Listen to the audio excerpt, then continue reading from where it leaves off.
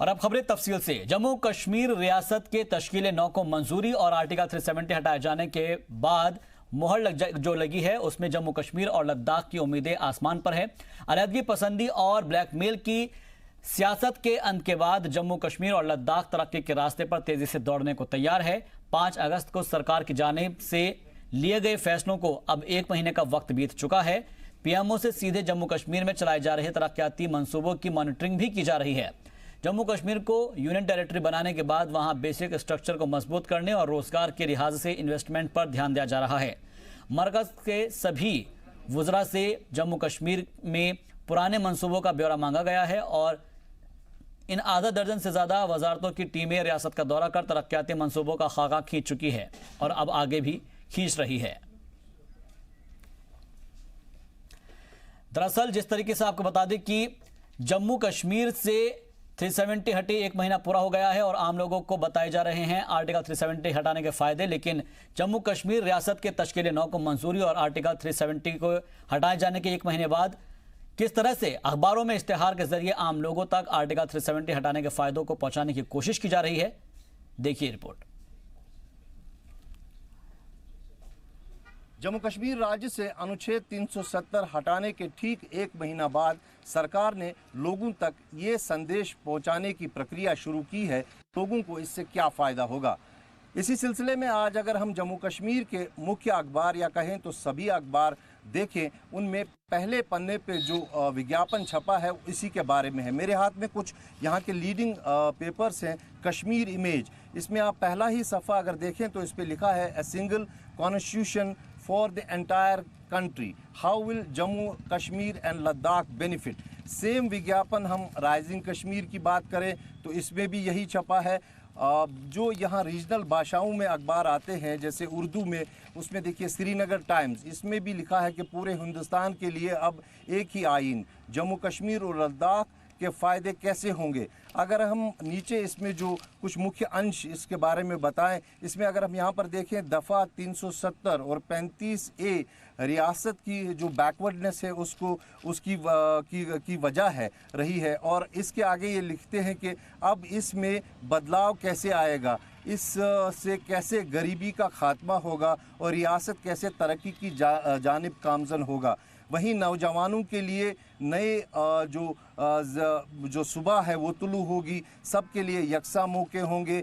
और इंग्लिश में अगर हम बात करें तो इंग्लिश में भी ऐसे ही कुछ लिखा गया है, जैसे इसमें पंचायत राज इंस्टीट्यूशंस के बारे में दिया गया है कि the establishment of local self government institutions was so far erratic and at the whims of state government for long periods no elections of panchayats were held। इसके आगे इनने लिखा है 106 people friendly laws and 9 constitutional amendments of Indian constitution now to be made applicable। यानी कुल मिलाकर धीरे धीरे अब ये प्रक्रिया शुरू हुई है कि लोगों तक अनुच्छेद 370 हटाने के क्या बेनिफिट हैं और कैसे ये इम्प्लीमेंट किए जाएंगे, और यहाँ जो राज्य में युवा पीढ़ी है या फिर अन्य वर्ग हैं उनको इससे कैसे फ़ायदे होंगे। वही अगर हम यहाँ की सिचुएशन की आज बात करते हैं तो आज पूरे कश्मीर घाटी में सरकार का दावा है कि 100% लैंडलाइंस को रेस्टोर किया गया है, यानी जो कम्युनिकेशन का एक बेसिक यहाँ पर लोगों को तकलीफ़ थी उसका कुछ हद तक अजाला किया गया है। सभी लैंडलाइंस जो है ऑपरेटिव किए गए हैं, हालांकि सभी लोगों के पास लैंडलाइंस कश्मीर घाटी में नहीं है क्योंकि मोबाइल फ़ोन्स जब से आए थे तब से लोगों ने लैंडलाइंस को कट किया था, और लेकिन अब कुछ हद तक जो है इससे ज़रूर फ़ायदा होगा। वहीं सरकार ने कुछ दिन पहले ये भी दावा किया कि लगभग 90% से ज़्यादा इलाकों में से रिस्ट्रिक्शंस हटाई गई हैं। कुल मिला के देखें तो सरकार इस पर जो काम कर रही है कि धीरे धीरे अनुच्छेद 370 हटाने के बाद जो यहाँ पर माहौल बना था, जो लोगों में गुस्सा है, उसको कहीं ना कहीं ठंडा करने की प्रक्रिया शुरू हुई है। कैमरा पर्सन फाह मंजूर के साथ खालिद हुसैन, जी मीडिया, श्रीनगर। तो आर्टिकल 370 हटाए जाने के 1 महीना पूरा होने के मौके पर बीजेपी की जानिब से भी इसी को लेकर लोगों को अवेयर किया जा रहा है, बेदार किया जा रहा है। आवाम को आर्टिकल 370 के हटने से होने वाले फायदे गिनाए जा रहे हैं। बीजेपी की जानिब से भी तकरीबात का एहतमाम किया जा रहा है और इस बारे में जी सलाम ने खास बातचीत की बीजेपी लीडर और कश्मीर इंचार्ज सुनील शर्मा से।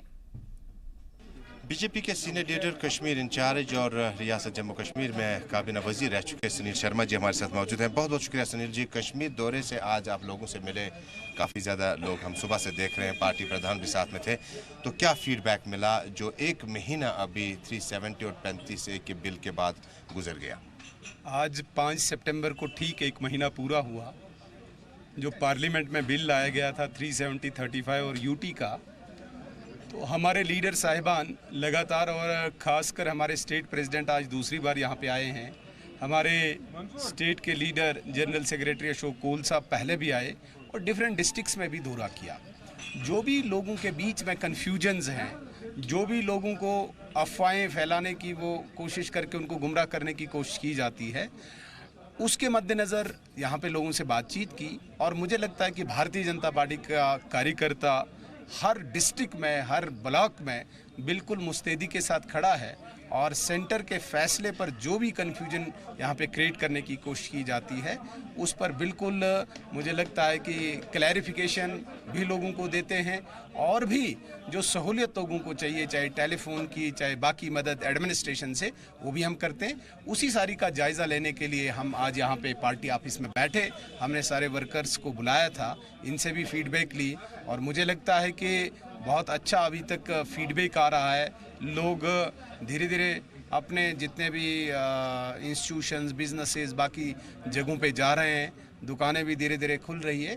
और सबसे बड़ी बात है कि कोई भी ऐसा अनटुवर्ड इंसिडेंट अभी सामने नहीं आया। ये बहुत बड़ी अचीवमेंट है। अभी जो हमने ये बिल पेश किया, इनका खदशा जो था वो अपनी करप्शन को लेके था और हमें ये था कि भाई ये ज़रूर अपने उस स्किन को सेव करने के लिए, अपने भ्रष्टाचार को छुपाने के लिए लोगों को गुमराह करेंगे। इसलिए सेंटर ने ये स्टेप उठाया कि भाई तुम भ्रष्टाचारी हो, तुम्हारे साथ वही सलूक होगा जो भ्रष्टाचारी के साथ होगा और उस भ्रष्टाचार को बिल्कुल बेनकाब किया जाएगा, न कि आप उसको डाइवर्ट करो, आप इन बिल्स की अपोजिशन करके कश्मीरियों को गुमराह करो। इसलिए ये ज़रूरी हुआ कि उनको अरेस्ट रखा जाए या उनको रोका जाए ऐसी सारी चीज़ों को करने से। एक आखिरी सवाल होगा कि व्हाट नेक्स्ट, इसके बाद क्या है? जो आज आप माहौल देखते हैं, हालांकि जम्मू में थोड़ा सा हालात जो हैं यहाँ से बेहतर हैं, जो कश्मीर के हालात हैं इसमें किस तरह का माहौल जो है वापसी की जाए कि दुकानें खुलें, स्कूल खुलें? बाकी देखिए सर, रूटीन में जो होता है वही होगा, लेकिन जम्मू कश्मीर में डेवलपमेंटल एक्टिविटीज़ इतनी बढ़ें, इसलिए हर मिनिस्ट्रीज़ ने इस वक्त अपना प्रोग्राम बनाया हुआ है। हर मिनिस्ट्रीज़ से यहाँ पे डेवलपमेंटल एक्टिविटीज़ में अपलिफ्टमेंट के लिए, इम्प्रूवमेंट के लिए पैसा आ रहा है और यहाँ से लोगों में जो कन्फ्यूजन्स है उनके लिए भी आउटरीच का प्रोग्राम शुरू किया है। हमारी पार्टी ने भी किया है, सरकार ने भी किया है और आने वाले दिनों में आप ज़रूर देखेंगे कि लोगों के सामने जो सच्चाई है वो बाहर आएगी। जिन 2-4 खानदानों ने आज तक जम्मू कश्मीर को गुमराह करके गरीबों का खून चूसा था, उनको बेनकाब किया जाएगा और एक आम कश्मीरी के लिए, एक आम गरीब के लिए सेंट्रल गवर्नमेंट के प्रोग्राम्स, पैकेजेस यहाँ पे आएंगे और लोग उसमें मशगूल होंगे, उसमें व्यस्त होंगे अपने रूटीन लाइफ में। बहुत बहुत शुक्रिया। सुनील शर्मा जी के मुताबिक जम्मू कश्मीर में विकास की बहुत ज़्यादा ज़रूरत थी और जिन लीडरान को अरेस्ट या हाउस रखा गया, दरअसल यूनियन गवर्नमेंट की सोच है कि वो जम्मू कश्मीर के लिए वो कंट्रीब्यूट नहीं कर रहे थे, बल्कि उनके खिलाफ सख्त से सख्त आरोप हैं। अब ये देखना होगा कि कश्मीर घाटी में हालात जो हैं वापस ट्रैक पे कब तक आएंगे और किस तरह से विकास का जो रेस है शुरू हो जाएगा। फारूक वानी के साथ अजब इस्लाम, जी मीडिया, श्रीनगर, कश्मीर। हमारे साथ पाकिस्तान फौज के नायक आसिफ फौजदार भी शामिल थे। जम्मू कश्मीर से आर्टिकल 370 हटाए जाने के बाद से ही पाकिस्तान हिंदुस्तान के खिलाफ साजिश रच रहा है। डिप्लोमेसी में फेल होने के बाद पाकिस्तान हिंदुस्तान में दहशत फैलाने की कोशिश कर रहा है। पाकिस्तान अब जम्मू कश्मीर के मजहबी मकामात पर हमले की साजिश रच रहा है। जराये के मुताबिक पाकिस्तानी खुफिया एजेंसी ISI ने कश्मीर में मौजूद टेरर गुटों से कश्मीर के मजहबी मकामात पर दहशतगर्दाना हमले के लिए कहा है। हिंदुस्तानी खुफिया एजेंसियों ने पाकिस्तानी हैंडलर्स और दहशतगर्दों के बीच हुई बातचीत को इंटरसेप्ट किया, जिसमें इंकशाफ हुआ है कि पाकिस्तान कश्मीर में मजहबी मकामात को टारगेट करके फिरका वाराना कशीदगी पैदा करना चाहता है, इससे कश्मीर में माहौल को खराब किया जा सके। ISI इंडियन सिक्योरिटी फोर्सेस के खिलाफ लोगों को भड़काने की साजिश कर रही है। पीएम मोदी ने डिप्लोमेसी के जरिए इंटरनेशनल सतह पर पाकिस्तान की साजिश नाकाम तो की, कश्मीर में आईएसआई की हर नापाक हरकत का मुंह तोड़ जवाब देने के लिए भी फौज तैयार है। फौज ने साफ कर दिया है कि इस बार अगर पाकिस्तान कोई गलती करता है तो उसे करारा जवाब मिलेगा। And I again on behalf of Indian Army can confirm to you Pakistan Army will be taught a lesson which they would have never understood, probably better than 1971. फौज ने कश्मीर में तशद्दुद फैलाने की पाकिस्तान की साजिश का भी पर्दाफाश किया। इंडियन आर्मी ने दहशतगर्दाना तंजीम लश्कर तैयबा के 2 दहशतगर्दों का वीडियो जारी करके पाकिस्तान के दहशतगर्दों की मदद का सबूत दिया है।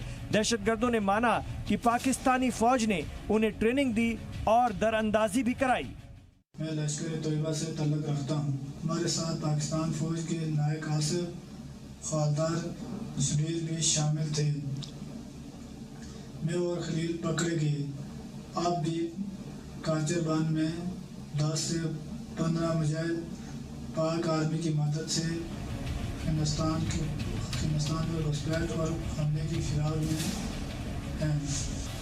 दहशतगर्द खलील अहमद और नाजिम खोखर को 22 अगस्त की देर रात बारामूला से गिरफ्तार किया गया था। दोनों दहशतगर्दों ने पूछताछ में कई इंकशाफ किए।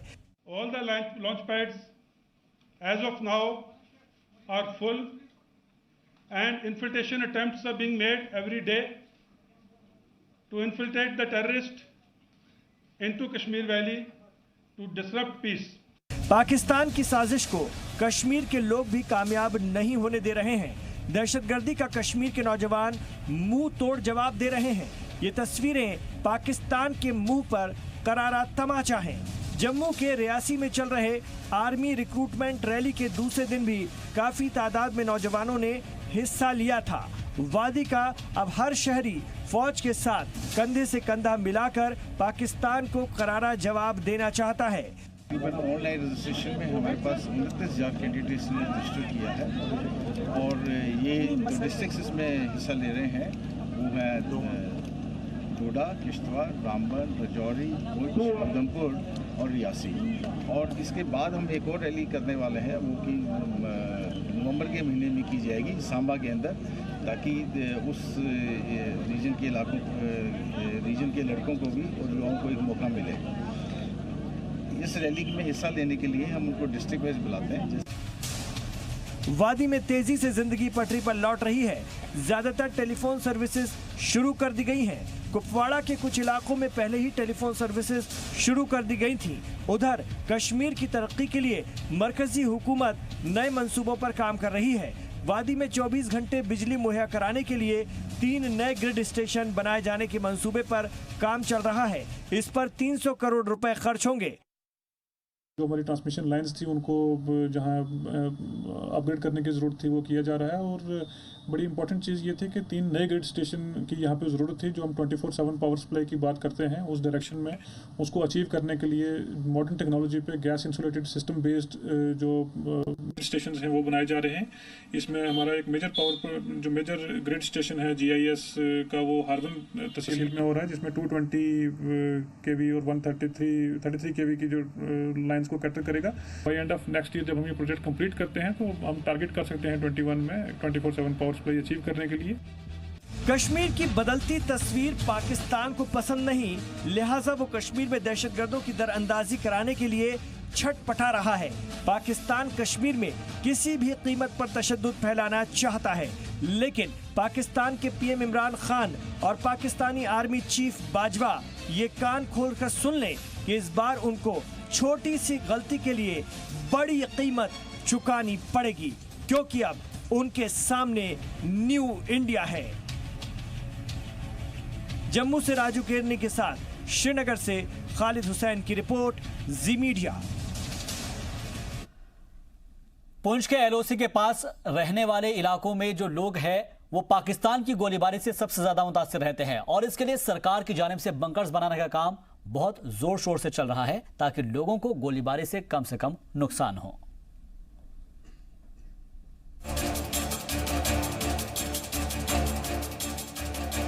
तस्वीरें पुंछ के करमाड़ा गांव की हैं। ये गांव LOC से सटा हुआ है और यहाँ के लोगों का गुनाह भी यही है कि ये LOC के पास बसे हैं। क्योंकि पाकिस्तानी गोलियों और बमों से इलाके के लोग हमेशा मौत के साथ आंख मिचौली खेलते रहते हैं। ना तो ये खेती कर पाते हैं और ना ही कोई दूसरा काम। वजह है पाकिस्तानी गोलीबारी। किसी तरह फसल बो दी गई तो काट पाएंगे कि नहीं, ये भी किसानों को नहीं पता होता। फसल तो फसल, यहाँ इंसानी जान भी दांव पर होती है, जिसे देखते हुए सरकार ने बंकर्स बनाने का काम शुरू कर दिया ताकि कम से कम लोग अपनी जान बचा सकें। यहाँ ये मला गांव करमाड़ा मला फकीर दारा लेस्ट गिरा है ये। इससे आगे जो है, इससे आगे कोई मकान नहीं है। आगे मकान जो है वो पाकिस्तान के हैं। हमारा मला जो है वो ये है एंड हिंदुस्तान का बॉर्डर का। गोलीबारी इतनी शदीद होती है कि छोटे मोटे बंकर्स भी तबाह हो जाते हैं, लेकिन अब सरकार ने मजबूत बंकर्स बनाने शुरू कर दिए हैं, जिससे मकामी लोगों में खुशी है। जिस टाइम गोलाबारी होती थी उस टाइम इन बच्चों को ये बचे, इनको लेकर हम किसी जगह किसी जगह जाकर बैठते थे। लेकिन जिस दिन बीजेपी सरकार आई हुई है उस दिन में उन्होंने ये बैंकर हमने दे दिया। इस वजह से कि हम इस वक्त बहुत ही जने अपना सोचा कि बड़ा हम सेफ्टी के बीच हो गया कि इस गोलाबारी इतनी वह कि जिसको कोई हिसाब नहीं। पूरा जने जम्मू कश्मीर के बच्चे ज़्यादा इटे हुए गोलाबारी में। यहाँ पे बहुत गोलाबारी होती थी, हम पहले रात भी यहीं रहते थे, बहुत डर लगता था हमको। अब बैंकर बनने से बहुत खुशी हैं। बहुत खुश हैं हम। बहुत अच्छा काम किया है और बहुत हमारी सरकार ने बहुत अच्छा कदम उठाया। ये हमारे लिए बहुत अच्छी सेफ्टी बनी है ये। तो हम चाहते हैं जो बने वो भी बहुत अच्छे बने और जो बाकी वाले रह गए वो भी जल्दी ताकि बन जाए। हम बहुत खुश हैं जी। अब हम गवर्नमेंट ऑफ इंडिया से बहुत खुश हैं कि जिन्होंने हमें, बहुत पुरानी हमारी डिमांड थी, जिन्होंने हमारे ये बैंकर बनाए, तो हम अब आराम से रह सकते हैं गोलाबारी में। हम बहुत खुश हैं जनाब। हमारे जो बच्चे हैं बहुत डर जाते हैं, तो ये बंकर बनाया है, इसमें दौड़ कर भी अंदर में चले जाते हैं। तो और तो इधर रहने की कोई जगह नहीं है, क्यों हम बिल्कुल नज़दीक हैं, फेंस हमारे साथ है। जिस टाइम भी फैर होता है तो और को राश नहीं है। हम बंकर हमारे लिए तो जो लोगों का नहीं है उनको भी बनना चाहिए। गांव वालों की माने तो आर्टिकल 370 खत्म हो जाने के बाद से पाकिस्तान की जानिब से गोलीबारी ज्यादा होती है। जिस दिन का दफा 300 टूटा हुआ है उस दिन से शाम से बाद गोलाबारी लगातार ही चलती रहती है। और मैं इस वक्त बच्चों को लेकर ही आ गया। अभी जो कुड़ियाँ को रोटी खाना वाना लेकर वे आएंगे, अभी बैठेंगे, इधर ही गुजारना है हमने। सुबह ऑन थोड़ी इधर ही, रात को यहाँ फायरिंग बहुत बड़ी शुरू होती है ना, बहुत बड़ी फायरिंग होती है। अब बैंकर बन जाने से उनका जीवन काफ़ी सुरक्षित है। पहले गोलाबारी में काफ़ी नुकसान हुआ करता था, अब बैंकर बन जाने से वो अपने परिवार के साथ इन बैंकरों में छुप सकते हैं। एलओसी गांव करमाड़ा से रमेश बाली, जी मीडिया पहुंच। दरअसल अभी एक अफवाह उड़ाई जा रही है कि महबूबा मुफ्ती और उमर अब्दुल्ला समेत हिरासत में ले गए तमाम लीडरान से जम्मू कश्मीर में मुलाकात नहीं करने दी जा रही है। हाई कोर्ट से लेकर सुप्रीम कोर्ट तक ये अर्जी डाली जा रही है कि जम्मू कश्मीर में हिरासत में लिए गए लीडरान से उनके कुनबे के लोगों को मिलने नहीं दिया जा रहा है, लेकिन ये अधूरा सच है। ये भी उसी अफवाह गैंग का हिस्सा है जो कि प्रोपेगेंडा फैलाने में माहिर है। जराये के मुताबिक 30 दिन के अंदर 800 से ज्यादा लोगों ने हिरासत में रखे गए सियासी लोगों से मुलाकात की है। मैं इस वक्त श्रीनगर के चश्मेशाही इलाके में मौजूद हूं और यहीं पर महबूबा मुफ्ती, जो कि जम्मू कश्मीर की पूर्व मुख्यमंत्री हैं, पीडीपी की नेता हैं, उन्हें हिरासत में रखा गया है। इस बात की अफवाह महबूबा मुफ्ती के परिवार के कई सदस्यों की तरफ से फैलाई जा रही है कि उन्हें महबूबा मुफ्ती से मुलाकात नहीं करने दिया जा रहा है। लेकिन आज हम इस अफवाह गैंग को बेनकाब करेंगे। जी न्यूज के पास जो एक्सक्लूसिव जानकारी है उसके मुताबिक महबूबा मुफ्ती यहां जेकेटीडीसी की हट संख्या 402 में मौजूद हैं और महबूबा मुफ्ती से 4 बार उनके परिवार के सदस्यों ने मुलाकात की है। अगर मैं आपको तारीख बताना चाहूं तो 29 अगस्त 2019 को महबूबा मुफ्ती की मां गुलशन और बहन रुबिया सईद ने मुलाकात की और दोनों ने अलग अलग मुलाकात की। इसके साथ ही साथ 3 सितंबर 2019 को भी महबूबा मुफ्ती की मां और उनकी बहन रुबिया सईद ने चश्मे शाही में आकर मुलाकात की। अब आप इससे अंदाजा लगा सकते हैं कि यहाँ पर महबूबा मुफ्ती से उनके परिवार के सदस्यों को मिलने से कोई रोक नहीं है और ना ही महबूबा मुफ्ती से मिलने के लिए उनके परिवार के सदस्यों को जिला प्रशासन की अनुमति की जरूरत है। वो सिर्फ जेल अधीक्षक से अनुमति लेकर मुलाकात। हम इस वक्त श्रीनगर में मौजूद हैं और यह हरी निवास है जहां पर उमर अब्दुल्ला को हिरासत में रखा गया है और ये कहा गया है कि उमर अब्दुल्ला से उनके परिवार के लोग मुलाकात नहीं कर सकते। लेकिन जी न्यूज़ के पास जो इस वक्त जानकारी है 7 बार उमर अब्दुल्ला के परिवार के सदस्यों ने उनसे मुलाकात की है। 26 अगस्त को हरी निवास में और उमर अब्दुल्ला की आंटी सुरैया और बहन साफिया अब्दुल्ला ने मुलाकात की। 31 अगस्त को उमर अब्दुल्ला के 2 भतीजों जैद खान और अदील खान ने उनसे मुलाकात की और इसी दिन यानी 31 अगस्त को उनकी बहन साफिया अब्दुल्ला ने भी मुलाकात की। 2 सितंबर को भी उमर अब्दुल्ला की आंटी और बहन ने मुलाकात की। कुल मिलाकर 7 बार उमर अब्दुल्ला के परिवार के सदस्य उनसे मुलाकात कर चुके हैं और कुल मिलाकर अगर ये देखा जाए तो जो लोग हिरासत में हैं उनसे उनके परिवार के सदस्यों से मुलाकात को लेकर सरकार की तरफ से बिल्कुल भी रोका नहीं जा रहा है। जो लोग मिलना चाहते हैं वो आकर यहाँ मुलाकात कर सकते हैं। हम इस वक्त श्रीनगर के अस्थायी जेल सेंटूर होटल के बाहर मौजूद हैं। यहाँ पर यह आरोप लगाया गया कि जिन नेताओं को या जिन सामाजिक कार्यकर्ताओं को यहाँ पर हिरासत में लिया गया उनसे परिवार के लोग मुलाकात नहीं कर सकते हैं। लेकिन जी न्यूज़ के पास जो जानकारी है उसके मुताबिक पिछले 1 महीने में 800 से ज़्यादा लोगों ने यहाँ पर हिरासत में लिए लोगों से मुलाकात की है और ये भी कहा गया कि जो सांसद हैं उन्हें नहीं मिलने दिया जा रहा है। सांसद हसनैन मसूदी और सांसद अकबर लोन यहाँ पर 6 बार लोगों से आकर मुलाकात कर चुके हैं और अगर मैं आपको नाम बताना चाहूँ तो उसमें सज्जाद लोन, हिला अकबर लोन, मुबारक गुल, अली मोहम्मद सागर, अल्ताफ, कालू, बशीर बीरी जैसे नाम हैं जिन लोगों से यहाँ पर हसनैन मसूदी और अकबर लोन ने आकर मुलाकात की है। 13 अगस्त, 19 अगस्त, 26 अगस्त, 28 अगस्त, 31 अगस्त और 4 सितंबर को यहाँ पर आकर इन दोनों सांसदों ने मुलाकात की। कैमरामैन एस जयदीप के साथ विशाल पांडे, जी मीडिया, श्रीनगर। चलिए बढ़ते आगे। श्रीनगर में गवर्नर सत्यपाल मलिक के मुशीर फारूक खान ने आज अवामी समाअत की और इस दौरान कश्मीर के कोने कोने से लोग अपनी परेशानियों के साथ अवामी समाअत मरकज पर पहुंचे और अपनी परेशानियां गिनवाई।